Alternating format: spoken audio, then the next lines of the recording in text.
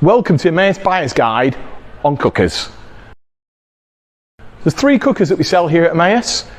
We have the ceramic hob, the solid plate, and finally, for those with little space, a mini oven.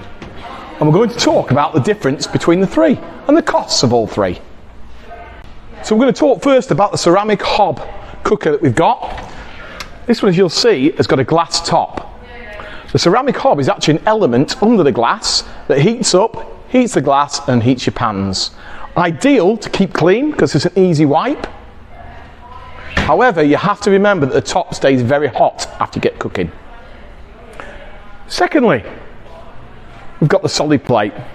Very similar in design, and it's got a metal element underneath this plate, but the metal element heats the plate, which then obviously heats your pans.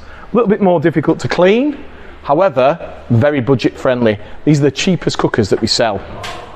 Solid plate up cookers, the cheapest ones we sell. And for those with very little space, maybe it's in a caravan, maybe you want it for a barbecue outside as an extra, but we have a mini oven. 2 solid plates at the top and your oven's cooking. Ideal for those with little space.